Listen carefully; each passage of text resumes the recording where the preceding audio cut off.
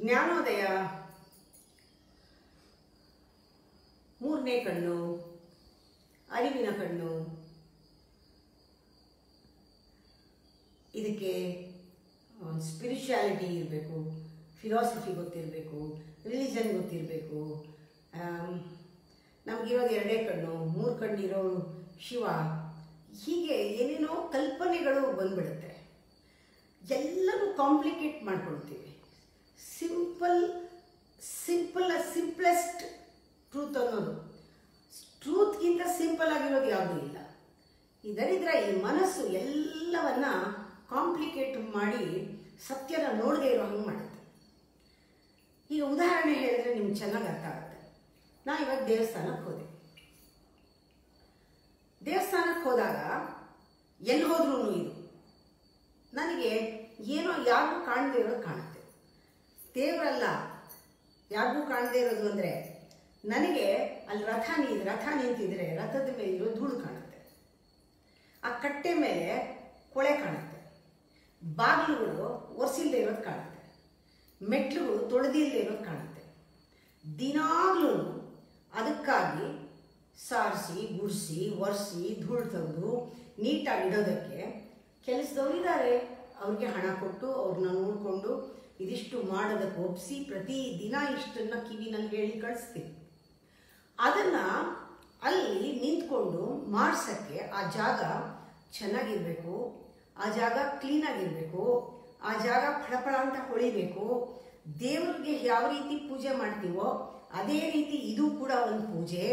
ದೇವರ ಸ್ಥಾನವೂ ಕೂಡ ಕ್ಲೀನಾಗಿರಬೇಕು, ಬಾಗಿಲು ಕ್ಲೀನಾಗಿರಬೇಕು, ಕಟ್ಟೆ ಕ್ಲೀನಾಗಿರಬೇಕು, ಹುಂಡಿ ಡಬ್ಬ ಕ್ಲೀನಾಗಿರಬೇಕು, ಅಲ್ಲೆಲ್ಲ ಹಳೆ ಹೂವನ್ನೆಲ್ಲ ತೆಗೆದಿರಬೇಕು.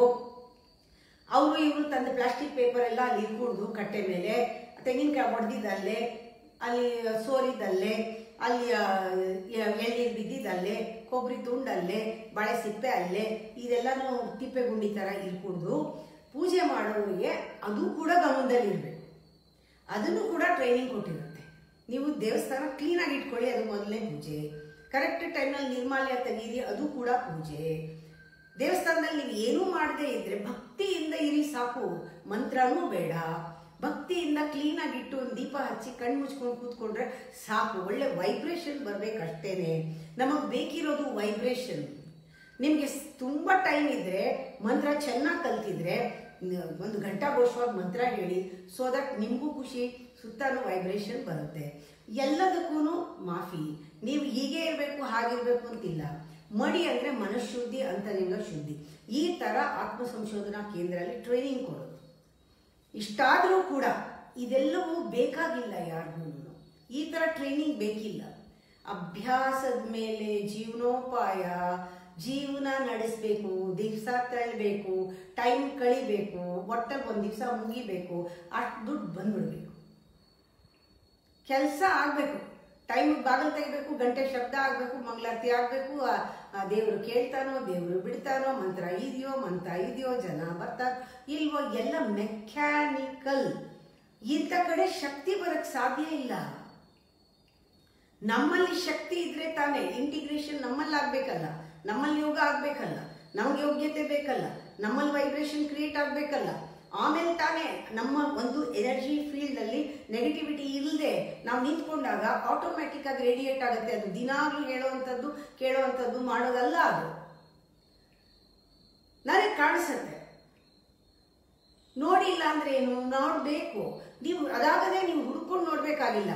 ನೀವು ಅರಿವಲ್ಲಿದ್ದರೆ, ನೀವು ಎಚ್ಚರವಾಗಿದ್ದರೆ, ನೀವು ಸೂಕ್ಷ್ಮವಾಗಿದ್ದರೆ, ನಿಮಗೆ ಒಂದು ಅಲರ್ಟ್ನೆಸ್ ಅನ್ನೋದು ಇದ್ರೆ ಅದೇ ಮೂರನೇ ಕಣ್ಣು. ಮೂರನೇ ಕಣ್ಣು ರೆಪ್ಪೆ ಇಲ್ಲ, ಮೂರನೇ ಕಣ್ಣು ಹುಬ್ಬಿನ ಮಧ್ಯದಲ್ಲಿ ಕಾಣಿಸ್ಕೊಳ್ಳಲ್ಲ. ನಿಮಗೆ ಕುಲಂಕುಷವಾಗಿ ಕ್ಲಿಯರ್ ಆಗಿ ಲ್ಯೂಮಿನಸ್ ಅಂತೀವಲ್ಲ ಹಾಗೆ ಕ್ಲಾರಿಟಿ ಆಫ್ ವಿಷನ್ ಏನಿದೆಯೋ ಒಳಗಿಂದ ಹೊರವರೆಗೂ ನಿಮಗೆ ತಾನಾಗ್ತಾನೆ ಗೋಚರವಾಗುತ್ತೆ. ನೀವು ಅಲರ್ಟ್ ಆಗಿದ್ರೆ ಎಲ್ಲ ಕಾಣುತ್ತೆ, ಎಲ್ಲ ಕಾಣುತ್ತೆ. ನಿಮ್ಗೊಂದು ಸಂಕಲ್ಪ ಹೇಳುತ್ತೆ. ಎಲ್ಲ ಕಂಡಾಗ ಒಂದು ಸಂಕಲ್ಪ ಹೇಳುತ್ತೆ. ಆ ಸಂಕಲ್ಪ ಒಂದು ಸಂಕಲ್ಪ ಅಲ್ಲ, ಶ್ರೇಷ್ಠ ಸಂಕಲ್ಪ. ಅದಕ್ಕೆ ಯಾವುದು ಒಂದು ಅಲ್ಲ, ಇಂಥದಕ್ಕೆ ಮಾಡ್ತೀನಿ ಅಂತಲ್ಲ, ಪ್ರತಿಯೊಂದು ಥಾಟು ಸಂಕಲ್ಪ. ಪ್ರತಿಯೊಂದು ಆಲೋಚನೆ, ಪ್ರತಿಯೊಂದು ಕೆಲಸನೂ ಕೂಡ ನಿಮ್ಮಲ್ಲಿ ಸೃಷ್ಟಿ ಆಗತ್ತೆ ಸಂಕಲ್ಪದಿಂದ. ಒಂದು ಈಕ್ವೇಶನ್ ಜ್ಞಾಪಕ ಇಟ್ಕೊಳ್ಳಿ, ಸಂಕಲ್ಪದಿಂದ ಸೃಷ್ಟಿ, ಕರ್ಮದಿಂದ ಭಾಗ್ಯ, ಡೆಸ್ಟಿನಿ ಅಂತ ಜ್ಞಾಪಕ ಇಟ್ಕೊಳ್ಳಿ. ಸೃಷ್ಟಿ ಆಗ್ಬೇಕಾಗಿದ್ರೆ ನೀವು ಸಂಕಲ್ಪದಿಂದ ಸೃಷ್ಟಿ ಮಾಡಬೇಕು. ನಿಮ್ಮ ಸಂಕಲ್ಪದಲ್ಲಿ ಇದು ಚೆನ್ನಾಗಿದೆ ಅಂತ ಆಗ್ಬಿಟ್ಟಿದೆ. ಚೆನ್ನಾಗಿರೋದು ಹೇಗಿದೆ ಅಂತ ಒಂದು ಐಡಿಯಾ ಇದೆ, ಬ್ಯೂಟಿಫುಲ್ ಐಡಿಯಾ ಇದೆ. ಬ್ಯೂಟಿಫುಲ್ ಅಂದ್ರೆ ಏನು ಐಡಿಯಾ ಇದೆ, ಕ್ಲೀನ್ ಅಂದ್ರೆ ಏನು ಐಡಿಯಾ ಇದೆ. You are aware of cleanliness, you are aware of beauty, you are aware, already aware. ಅದಕ್ಕೆ ಸಂಕಲ್ಪ ಅವೇರ್ನೆಸ್ ಇಂದ ಬಂದಾಗ ನೀವು ಆಟೋಮ್ಯಾಟಿಕ್ ಆಗಿ ನಿಮ್ಮ ಥಾಟ್ ಅಲ್ಲಿ ಬರುತ್ತೆ, ಇದು ಕ್ಲೀನ್ ಆಗಿದೆ ಅಂತ, ಕ್ಲೀನ್ ಆಗಿರ್ಬೇಕಂತ ಮಾಡ್ತಾ ಹೋಗ್ತೀರಾ. ಅಂದ್ರೆ ನಿಮ್ಮ ಆಕ್ಷನ್ ಯಾವಾಗಲೂ ಸೃಷ್ಟಿ ಅನ್ನೋದು ಸಂಕಲ್ಪದಿಂದ ಆಗಬೇಕು. ನೀವೇನ್ ಮಾಡ್ತೀರಾ, ಸೃಷ್ಟಿನ ನೋಡಿ ಸಂಕಲ್ಪ ಮಾಡ್ಕೊತೀರಾ. ಸೃಷ್ಟಿನ ನೋಡಿ, ಸಿಚುಯೇಷನ್ ನೋಡಿ, ಹೀಗಿದೆ, ಧೂಳಿದೆ ಅಂತ ಯಾರೋ ಹೇಳ್ಬೇಕು, ಅದನ್ನು ಧೂಳಿದೆ ಗೊತ್ತಾದ್ಮೇಲೆ ಇನ್ನ ಜ್ಞಾಪಕ ಇಟ್ಕೊಂಡು ಯಾರಾದ್ರೂ ಇದ್ರೆ ಅವ್ರ ಕೈ ಮಾಡ್ಸಕ್ಕೆ ಪೋಸ್ಟ್ಪೋನ್ ಮಾಡ್ತೀರ, ಪ್ರಾಬ್ಲಮ್ ಆಗತ್ತೆ. ಸೃಷ್ಟಿ ಆಗೋದು ಸಿಚುಯೇಷನ್ ಇಂದ ಅಲ್ಲ. ಸಿಚುಯೇಷನ್ ಇಂದ ಸೃಷ್ಟಿ ಮಾಡಕ್ ಹೋದ್ರೆ ನೀವು ಸಿಚುಯೇಷನ್ ನಿಮ್ಮ ಥಾಟ್ ನ ಇದು ಇನ್ವೋಕ್ ಮಾಡಿದ್ರೆ, ಸಿಚುಯೇಷನ್ ಇಂದ ನಿಮ್ಮ ಚಿಂತನೆಗಳು ಬಂದ್ರೆ ಅದು ಸಂಕಲ್ಪ ಅಲ್ಲ. ಸಂಕಲ್ಪ ಸಿಚುಯೇಷನ್ ಇಂದ ಬರಲ್ಲ. ಆ ಸಂಕಲ್ಪ ಅನ್ನೋದು ಸ್ವಯಂ ಇಂದ ಬರಬೇಕು. ಅದಕ್ಕೆ ಅರಿವು ಬೇಕು, ಅದಕ್ಕೆ ಒಳಗಡೆ ಜ್ಞಾನ ಬೇಕು, ವಿವೇಕ ಬೇಕು, ಜಾಗೃತಿ ಬೇಕು. ಅದು ಶ್ರೇಷ್ಠವಾದ ಸಂಕಲ್ಪ ಇಡೀ ದಿವಸ ಬರುತ್ತೆ. ಆವಾಗ ನೀವು ಪ್ರತಿಯೊಂದನ್ನು ಟೆಸ್ಟ್ ಮಾಡ್ಕೋಬೇಕಾಗಿಲ್ಲ. ನಿಮ್ಮ ಥಾಟು, ನಿಮ್ಮ ಆಕ್ಷನ್ನು ಎಲ್ಲ ಗಮನಿಸಿ ಅಂತ ಪರೀಕ್ಷೆ ಮಾಡ್ಕೊಳ್ಬೇಕಾಗಿಲ್ಲ. ಆಟೋಮ್ಯಾಟಿಕ್ ಆಗಿ ಈ ನಿಮ್ಮ ವ್ಯವಹಾರ, ನಿಮ್ಮ ಆಕ್ಷನ್, ನಿಮ್ಮ ಥಾಟ್, ನಿಮ್ಮ ಫೀಲಿಂಗ್, ನಿಮ್ಮ ಒಂದು ಮಾತು ಕೂಡ, ಒಂದು ವರ್ಡ್ ಕೂಡ ಆಟೋಮ್ಯಾಟಿಕ್ ಆಗಿ ರೈಟ್ ಆಕ್ಷನ್ ಬಂದೇ ಬರುತ್ತೆ. ನೀವು ಚೆಕ್ ಮಾಡೋದೇ ಬೇಡ. ಯಾಕೆಂದ್ರೆ ಸೆಂಟರ್ನಲ್ಲಿ ನೀವು ಸಂಕಲ್ಪ ಎಲ್ಲಿಂದ ಬರ್ತಾ ಇದೆ, ಅರಿವಲ್ಲಿ ಬರ್ತಾ ಇದೆ. ನಿಮ್ಮ ಫೀಲ್ಡ್ ಅಲ್ಲಿ ಏನಿದೆ, ಎನರ್ಜಿ ಫೀಲ್ಡ್ ಅಲ್ಲಿ ಪಾಸಿಟಿವ್ ಎನರ್ಜಿ ಇದೆ. ನಿಮ್ಮ ಎನರ್ಜಿ ಫೀಲ್ಡ್ ಅಲ್ಲಿ ಯಾವಾಗ್ಲೂ ಮೆಕ್ಯಾನಿಕಲ್ ಆಗಿದ್ರೆ ನೆಗೆಟಿವಿಟಿ, ಭಯ, ಟೆನ್ಷನ್ನು, ಯೋಚನೆ, ಇವೆಲ್ಲ ನೆಗೆಟಿವಿಟಿ ಇದ್ರೆ ಯಾರೋ ಹೇಳಿದ್ರು ಅಂತ ಒಂದು ಸಂಕಲ್ಪ ತಗೊಂಡ್ರು ಕೂಡ ಡೌಟ್ ಇರುತ್ತೆ. ನಾ ಮಾಡ್ತೀನೋ ಇಲ್ವೋ, ಆಗುತ್ತೋ ಇಲ್ವೋ, ಯಾರಾದ್ರೂ ಬಂದ್ರೆ ಮಾಡೋಣ, ನೋಡ್ಕೊಳ್ಳೋಣ, ನಂಗೆ ಕಾಣಿಸ್ಲಿಲ್ಲ, 28 ಕಾರಣ ಇರುತ್ತೆ. ಪ್ರಾಬ್ಲಮ್ ಅದು. ನಿಮಗೆ ಒಂದು ಧೂಳು ಒರೆಸೋದು ಒಂದು ಪ್ರಾಬ್ಲಮ್, ಯಾರಾದ್ರೂ ಬಂದ್ರೆ ಕೆಲಸ ಹೇಳಿ ಮಾಡಿಸೋದು ಪ್ರಾಬ್ಲಮ್. ಮಾಡೋದೇ ಬೇಡ, ಆಗಲ್ಲ ಅಂತಲೇ ಬರುತ್ತೆ ನಿಮ್ಗೆ. ಯಾಕೆಂದ್ರೆ ಒಳಗಡೆ ಪಾಸ್ಟ್ ಕೂತಿದೆ. ನಿಮ್ ಎನರ್ಜಿ ಫೀಲ್ಡ್ ಅಲ್ಲಿ ಪಾಸಿಟಿವೇ ಇಲ್ಲ. ಒಂದು ಈಕ್ವೇಶನ್ ಜ್ಞಾಪಕ ಇಟ್ಕೊಳ್ಳಿ. ಆ ಈಕ್ವೇಶನ್ ಏನಂದ್ರೆ, ನಿಮ್ಮ ಥಾಟ್ ಇಂದ ಸೃಷ್ಟಿ, ಸಂಕಲ್ಪದಿಂದ ಸೃಷ್ಟಿ, ಕರ್ಮದಿಂದ ಡೆಸ್ಟಿನಿ. ಇದು ಈಕ್ವೇಶನ್ ಮಾಡ್ಕೊಳ್ಳಿ. ಆವಾಗ ನಿಮಗೆ ಪ್ರಾಬ್ಲಮ್ಮೇ ಇಲ್ಲ. ಇಲ್ಲದೆ ಇದ್ರೆ ಪ್ರಾಬ್ಲಮ್. ಯಾಕೆ ಪ್ರಾಬ್ಲಮ್? ಸಿಚುಯೇಷನ್ ಕ್ರಿಯೇಟ್ ಮಾಡ್ತಾ ಇದೆ ಸಂಕಲ್ಪನ. ಸಿಚುಯೇಷನ್ ನೋಡಿ ಎಷ್ಟು ಜನ ನಿಮ್ ಬಟನ್ ನ ಒತ್ತಾ ಇರ್ತಾರೆ ಗೊತ್ತಾ? ಪರಿಚಯ ಇರೋರು, ಪರಿಚಯ ಇಲ್ಲದೆ ಇರೋರು, ಎಲ್ರೂ. ಯಾಕೆಂದ್ರೆ ನಿಮಗೆ ನಿಮ್ಮ ಮನಸ್ಸು ನಿಮ್ಮ ಕೈಲಿಲ್ಲ. ನೀವು ಯಾಕೆ ಮಾಡ್ತಿದ್ರಿ ಅಂದ್ರೆ ಅವ್ರಿಗೋಸ್ಕರ. ಅವ್ರು ನೋಡಿ, ಅವ್ರು ಹೇಳಿ, ಅವ್ರು ನೋಡಿ, ಅವ್ರು ಏನಾದ್ರು ಅಂತಾರೆ ಅಂತ ಅವ್ರಿಗೋಸ್ಕರ, ಇವ್ರಿಗೋಸ್ಕರ. ಬೆಳಗ್ಗೆ ಎದ್ರೆ ನಿಮ್ಮನ್ನು ಕಂಟ್ರೋಲ್ ಮಾಡೋರು ಎಷ್ಟು ಜನ ಇದ್ದಾರೆ ಸುತ್ತ. ನಿಮ್ಮ ಬಟನ್ ಪ್ರೆಸ್ ಮಾಡೋದು ಅವ್ರು ಯಾರು ಇದ್ದಾರೆ.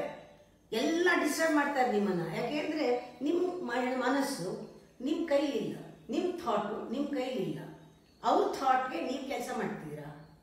ಅವ್ರ ಥಾಟ್ನ ನೀವು ಸೃಷ್ಟಿ ಮಾಡಬೇಕಾಗಿದೆ. ಯಾಕೆಂದ್ರೆ ಯಾಕೆ ಕ್ಲೀನ್ ಆಗಿದೆ ಅಂದ್ರೆ ಅಮ್ಮ ಬೈತಾರೆ ಅಂತ. ನನ್ನ ಥಾಟ್ಗೆ ನೀವು ಕೆಲಸ ಮಾಡ್ತಿರೋದು. ನಿಮಗೆ ನಿಮ್ಮ ಥಾಟ್ ಇಲ್ಲ. ನಾನು ಬಟನ್ ಒತ್ತಿದ್ರೆ ಈ ಕೆಲಸ ಆಗೋದು. ಆ ಕೆಲಸ ಆಗ್ಬೇಕಾದ್ರೆ ನಾ ಬಟನ್ ಒತ್ತಬೇಕು. ಇನ್ನೊಂದು ಬಟನ್ ಒತ್ತಿದ್ರೆ ಇನ್ನೊಂದು ಆಗೋದು. ಇನ್ನೊಂದು ಬಟನ್ ಒತ್ತಿದ್ರೆ ನಿಮ್ ಬಟನ್ ನಿಮ್ಗೆಲ್ಲ ಕೈಲೂ ರಿಮೋಟ್ ಇದೆ. ಎಲ್ಲರೂ ನಿಮ್ಮನ್ನ ಆಟ ಆಡಿಸ್ಬೋದು. You are powerless, I tell you. ಯಾಕೆ ಅಂದ್ರೆ ನಿಮಗೆ ಒಳಗಿನ ಶಕ್ತಿನೇ ಇಲ್ಲ. ಯಾರಿಗೆ ಇಂಟಿಗ್ರೇಟೆಡ್ ಎನರ್ಜಿ ಇಲ್ಲ ಅವ್ರಿಗೆ ಯಾರಾದ್ರೂ ಕೊಡಬೇಕು ಎನರ್ಜಿ. ಇದು ವಿಕ್ಟಿಮ್ ಅಂತಾರೆ, ಇದನ್ನ ಸ್ಲೇವರಿ ಅಂತಾರೆ.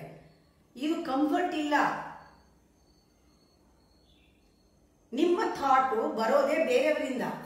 ಬೇರೆಯವ್ರ ಥಾಟ್ ಮೇಲೆ ನೀವು ಥಾಟ್ ಡಿಪೆಂಡ್ ಆಗಿರೋದು. ನಿಮಗೆ ಥಾಟ್ ಬರ್ಬೇಕಾದ್ರೆ ಬೇರೆಯವ್ರ ಥಾಟ್ ಬರಬೇಕು. ಬೇರೆಯವ್ರು ಹೇಳಿದ್ರೇನೆ ನಿಮಗೆ ಗೊತ್ತಾಗೋದು, ಇದ್ರೆ ಗೊತ್ತಾಗಲ್ಲ.